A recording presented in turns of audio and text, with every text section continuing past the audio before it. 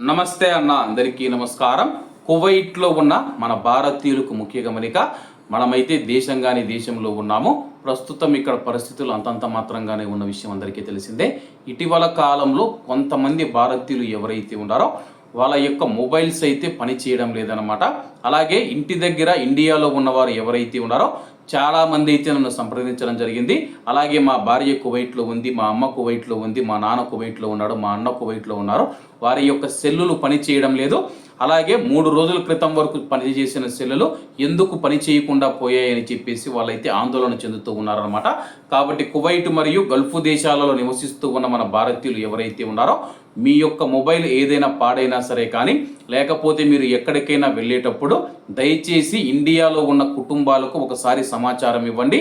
ఎందుకంటే ప్రతిరోజు మాట్లాడే వ్యక్తి ఒక 2-3 రోజులు ఫోన్ చేయకుండా ఎక్కడ ఉన్నాడో ఏం చేస్తూ ఉన్నాడో తెలియకపోతే కానీ ఇండియాలో ఉన్న కుటుంబాలు మనం చూసుకుంటే భయపడిపోతూ ఉన్నాయన్నమాట. కాబట్టి ఎవరైనా సరే కానీ ఒకవేళ మీ ఫోన్ పని చేయకపోతే కానీ ఇతరుల ఫోన్ తీసుకొని ఫోన్ చేసి అసలు విషయం చెప్పండి.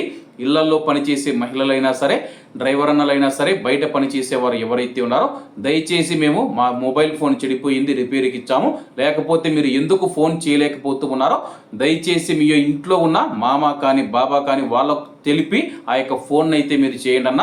దయచేసి ఫోన్ చేయకుండా ఉంటే కానీ ఇంటి దగ్గర ఉన్న తల్లిదండ్రులు కావచ్చు, భార్య బిడ్డలు కావచ్చు చాలా భయాందోళనకు గురవుతూ ఉన్నారన్నమాట. కాబట్టి కువైట్లో ఉన్న మన భారతీయులు మీకు ఏదైనా ఇబ్బందులు వచ్చినప్పుడు దయచేసి ఇంటికి ఒకసారి తెలియజేయండి. ఈ కారణం చేత నా యొక్క మొబైల్ అయితే పని చేయడం లేదు, లేదంటే కానీ మీ యొక్క స్నేహితుల నెంబర్లైనా వాళ్ళకి ఇచ్చి పెట్టండి.